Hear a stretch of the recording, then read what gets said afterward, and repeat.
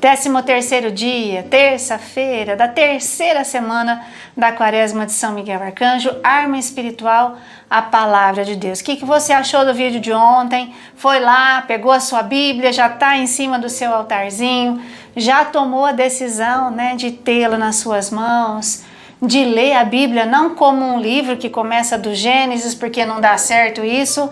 A Bíblia a gente não lê como um livro, a Bíblia a gente não abre como um jogo de cartas ou qualquer coisa desse tipo.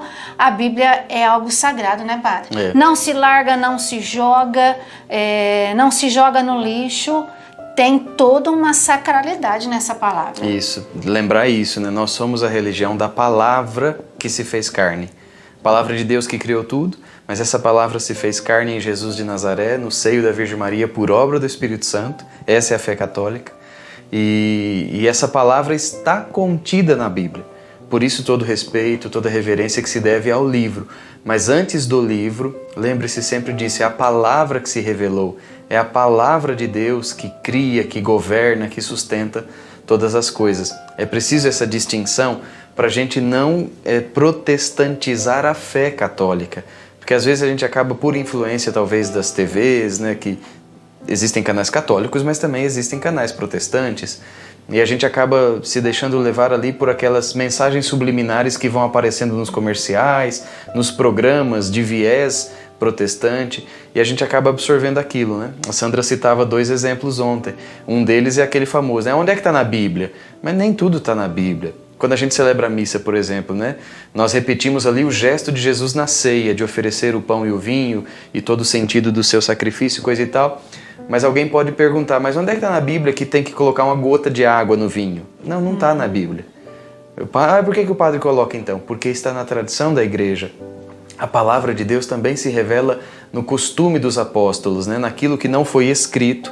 O próprio João Evangelista diz no final do Evangelho, muitas outras coisas aconteceram que não estão escritas neste livro, mas estas foram escritas para que vós acrediteis.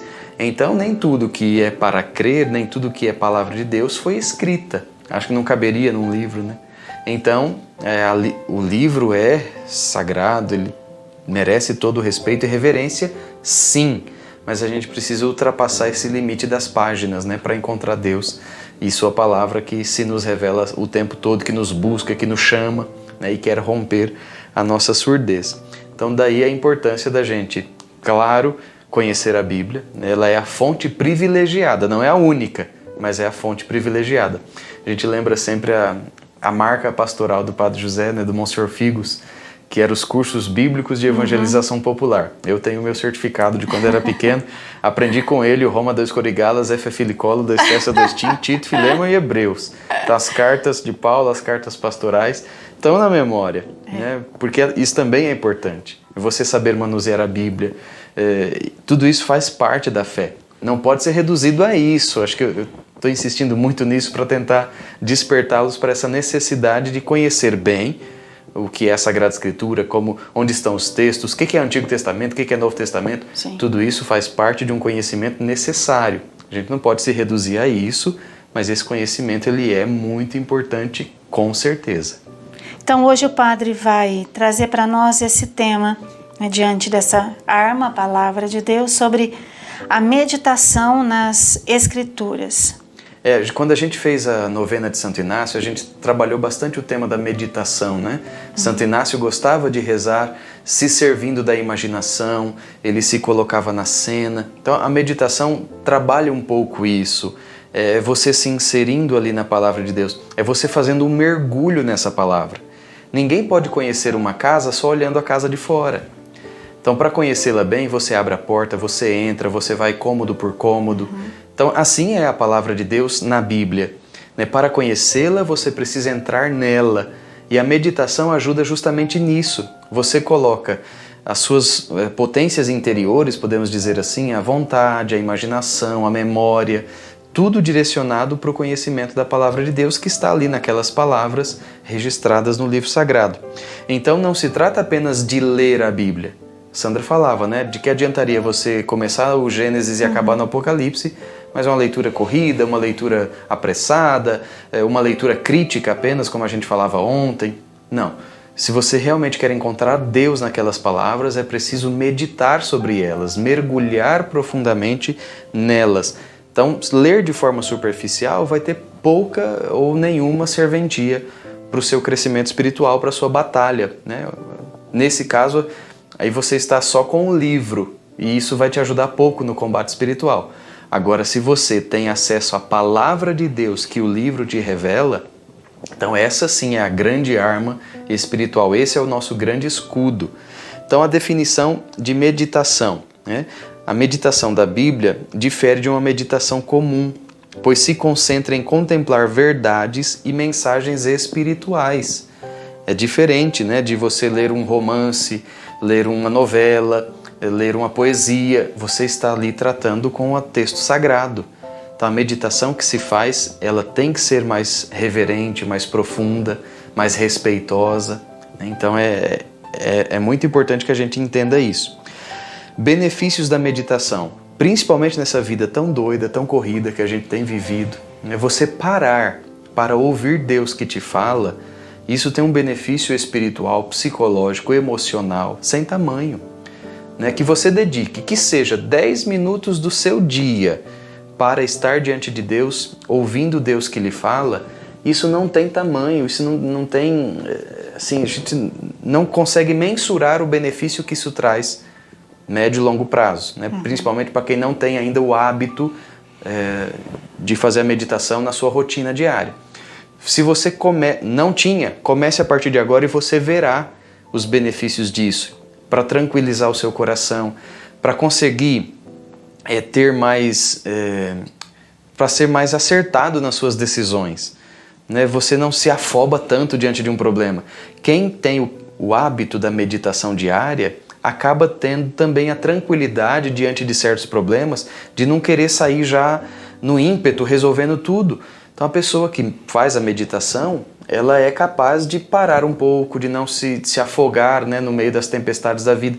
Ela é capaz de direcionar as suas forças, tudo, para a resolução mais acertada daquele problema, daquela situação. De onde vem isso? Da prática da meditação. Então tem benefícios espirituais, com certeza, psicológicos, emocionais, físicos, que ajuda também na meditação a gente respirar direito, né? A gente já fez isso aqui algumas vezes, inspira, segura o ar um pouco, vai soltando o ar devagar pela boca, então tem até benefício físico você fazer a meditação da palavra de Deus. Tem a prática mais conhecida da meditação, é a Lécio Divina, aqueles 4 passos, né? Ler, é ter contato com o texto, o que ele está falando, quem são os personagens, qual é o ambiente, o que está acontecendo. Então, ler o texto, o que o texto diz em si. Depois, a meditação consiste em perceber o que aquele texto diz para mim. Então, na minha vida, no meu contexto hoje, isso é diferente da livre interpretação, tá? É Deus que fala comigo.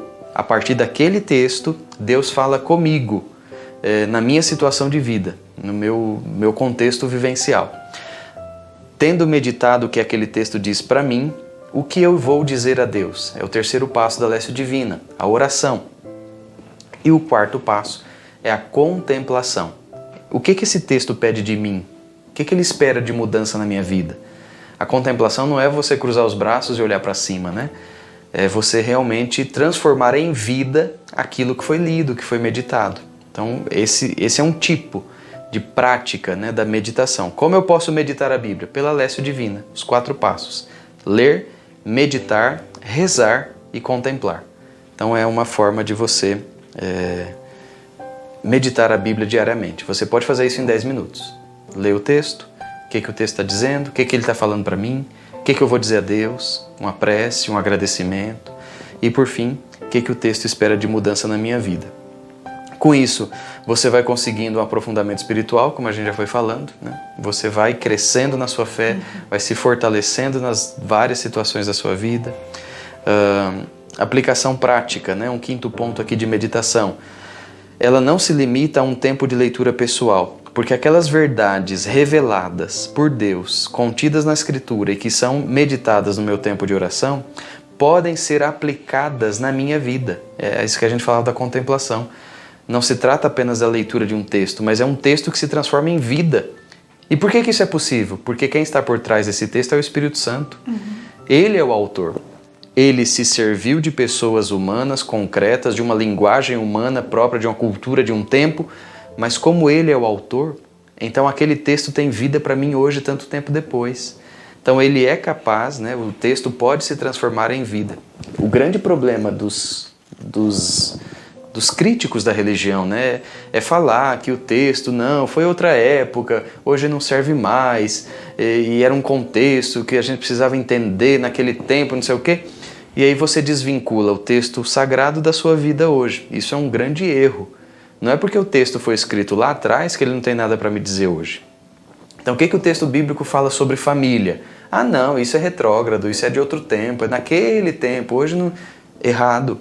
O texto bíblico tem muito a dizer sobre o que Deus espera da família para sempre, para todos os tempos, entende? Então cuidado para não cair nessa tentação de achar que não existe uma aplicação prática do texto bíblico para nós, porque ele é um texto antigo.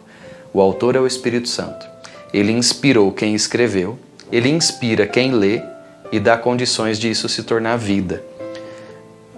Exemplos bíblicos, né? Os próprios personagens bíblicos que praticaram a meditação. Josué, por exemplo, está lá no livro de Josué, capítulo 1, versículo 8. Ali o texto diz que incentiva Josué a meditar a lei de Deus dia e noite para prosperar em seus caminhos. Então medita as minhas palavras dia e noite para prosperar em teus caminhos. E faz a oração, fica aí como recomendação para hoje, do Salmo 1. O Salmo 1 também fala da grande importância de meditar a lei de Deus para crescer espiritualmente. Então fica a recomendação, Salmo 1. Você lê, medita, reza a partir dele, tá bom? Que bonito. Já vai usar a Bíblia que tirou lá do armário, talvez, ou da gaveta. Quanto o Padre dizia, eu lembrava, tem coisas que ficam marcadas na vida da gente, né? Eu me lembrava, há muito tempo atrás, a gente estava enfrentando um conflito familiar, meus pais, e eu lembro que eu estava passando roupa lá na copa da minha casa, e eu não sei se eu estava escutando alguma palestra, ou, enfim, eu estava escutando alguém, um palestrante, não sei se era missa. E aí o texto bíblico é aquele, quando Deus fala para Abraão, vai lá, sacrifica Isaac, né? E aí na hora H, ele aparece o cordeiro, ele troca, né? E eu lembro que naquele dia, naquela situação toda, aquilo quando eu vi essa palavra e a pessoa ali interpretando e explicando, era como se Deus falasse para mim, calma. Calma, porque na hora certa eu vou mandar um cordeiro para resolver isso. E aquilo me deu um consolo tão grande no coração. Eu falei, nossa, então, olha, é um pouco disso que o Senhor está falando, né? A palavra de Deus que às vezes vem para consolar, às vezes vem para corrigir, sim, né? Vem para alertar. Então é tão importante tudo isso, essa palavra que a gente lê, mas que a gente medita, né? Que a gente reza com ela. Vamos pedir essa graça? Porque às vezes parece tudo tão difícil, né? Parece que as coisas de Deus é tão difícil, tão impossível, né? Exato. E não é, né, Padre? É até uma tentação já isso, né? Aquilo que São Paulo diz a Timóteo, né, isso é muito importante. Porque às vezes a gente busca a palavra de Deus mesmo só para buscar consolo, conforto. É uma palavra que nos anime. Mas a palavra de Deus, ela também é instrumento de Deus para nos corrigir, para nos incomodar em algumas situações que precisam de correção. Então São Paulo vai dizer, acho que a Timóteo é isso mesmo, usa a palavra oportuna e importunamente. Quer dizer, se vão te ouvir, se vão gostar, ótimo. Se não vão, você vai continuar fiel à palavra de Deus. Porque realmente isso é necessário para o nosso crescimento integral. Então é isso que a Sandra está dizendo. Quantas experiências você mesmo já não deve ter feito de ter participado de uma missa e você já leu tantas vezes aquele texto, mas parece que naquele dia Deus está dizendo uma coisa especificamente para você que você não tinha se dado conta ainda. Porque aquele é o seu momento, né? Aquela mesma palavra que já foi ouvida tantas vezes, naquele dia tem algo novo para ser dito, né? Deus que se atualiza na sua palavra para nos levantar, para nos corrigir, para nos animar, para nos consolar. Então, realmente, a palavra de Deus, sobretudo contida na Bíblia, proclamada na liturgia, é instrumento de Deus para o nosso benefício espiritual, para nos ajudar, né, para nos fortalecer nesse combate. Então a palavra é um exercício, a meditação da palavra, melhor dizendo, é um exercício fundamental para quem vive combates espirituais. Então vamos combater mais hoje com essa palavra de Deus, o Salmo 1, que o Padre nos sugeriu, e rezando então as orações da Quaresma de São Miguel Arcanjo, em nome do Pai, do Filho e do Espírito Santo. Amém. São Miguel Arcanjo, defendei-nos no combate, sede nosso refúgio contra a maldade e as ciladas do demônio. Ordene-lhe Deus, instantemente o pedimos, e vós, príncipe da milícia celeste, pela virtude divina, precipitai no inferno a Satanás e a todos os espíritos malignos que andam pelo mundo para perder as almas. Amém. Sacratíssimo coração de Jesus, tende piedade de nós. Sacratíssimo coração de Jesus, tende piedade de nós. Sacratíssimo coração de Jesus, tende piedade de nós. Peçamos a intercessão de São Miguel rezando sua ladainha. Senhor, tende piedade de nós. Senhor, tende piedade de nós. Jesus Cristo, tende piedade de nós. Jesus Cristo, tende piedade de nós. Senhor, tende piedade de nós. Senhor, tende piedade de nós. Jesus Cristo, ouvi-nos. Jesus Cristo, atendei-nos. Pai celeste que sois Deus, tende piedade de nós. Filho redentor do mundo que sois Deus, tende piedade de nós. Espírito Santo que sois Deus, tende piedade de nós. Trindade Santa que sois o único Deus, tende piedade de nós. Santa Maria, Rainha dos Anjos, rogai por nós. São Miguel, rogai por nós. São Miguel, cheio da graça de Deus, rogai por nós. São Miguel, perfeito adorador do Verbo Divino, rogai por nós. São Miguel, coroado de honra e de glória, rogai por nós. São Miguel, poderosíssimo príncipe dos exércitos do Senhor, rogai por nós. São Miguel, porta-estandarte da Santíssima Trindade, rogai por nós. São Miguel, guardião do paraíso, rogai por nós. São Miguel, guia e consolador do povo israelita, rogai por nós. São Miguel, esplendor e fortaleza da Igreja militante, rogai por nós. São Miguel, honra e alegria da Igreja triunfante, rogai por nós. São Miguel, luz dos anjos, rogai por nós. São Miguel, baluarte dos cristãos, rogai por nós. São Miguel, força daqueles que combatem pelo estandarte da cruz, rogai por nós. São Miguel, luz e confiança das almas no último momento da vida, rogai por nós. São Miguel, socorro muito certo, rogai por nós. São Miguel, nosso auxílio em todas as adversidades, rogai por nós. São Miguel, arauto da sentença eterna, rogai por nós. São Miguel, consolador das almas que estão no purgatório, rogai por nós. São Miguel, a quem o Senhor incumbiu de receber as almas que estão no purgatório, rogai por nós. São Miguel, nosso príncipe, rogai por nós. São Miguel, nosso advogado, rogai por nós. Cordeiro de Deus que tirais o pecado do mundo, perdoai-nos, Senhor. Cordeiro de Deus que tirais o pecado do mundo, ouvi-nos, Senhor. Cordeiro de Deus que tirais o pecado do mundo, tende piedade de nós, Senhor. Rogai por nós, ó glorioso São Miguel, príncipe da Igreja de Cristo, para que sejamos dignos de suas promessas. Oremos.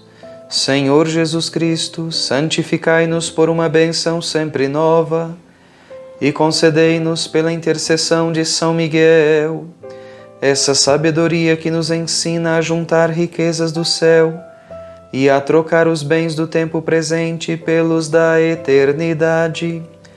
Vós que viveis e reinais em todos os séculos dos séculos. Amém. Vamos pedir a intercessão de Nossa Senhora através dessa oração, Augusta Rainha do Céu. Augusta Rainha dos Céus, soberana Senhora dos Anjos, vós que desde o princípio recebestes de Deus o poder e a missão de esmagar a cabeça de Satanás, nós vos pedimos humildemente, enviai vossas legiões celestes, para que sob vossas ordens e por meio de vosso poder, persigam os demônios, combatendo-os por toda parte, reprimindo a sua audácia e repelindo-os para o abismo profundo. Quem é como Deus? Ó boa e terna Mãe, vós sereis para sempre, nosso amor e nossa esperança. Ó Divina Mãe, enviai os santos anjos para nos defender e afastar para longe de nós o cruel inimigo. Santos anjos e arcanjos, defendei-nos e guardai-nos. Amém. Amanhã nós vamos nos encontrando com a graça de Deus seguindo aí essa meditação nessa semana dessa terceira arma, que é a palavra de Deus. E amanhã o Padre vai falar para nós sobre o poder das promessas divinas, porque Deus promete e cumpre, né, Padre? Isso, quando a gente rezou ao Espírito Santo, lá um dos títulos era, né, Poder da Promessa de Deus. Então vamos amanhã meditar esse tema também tão importante para o nosso fortalecimento espiritual.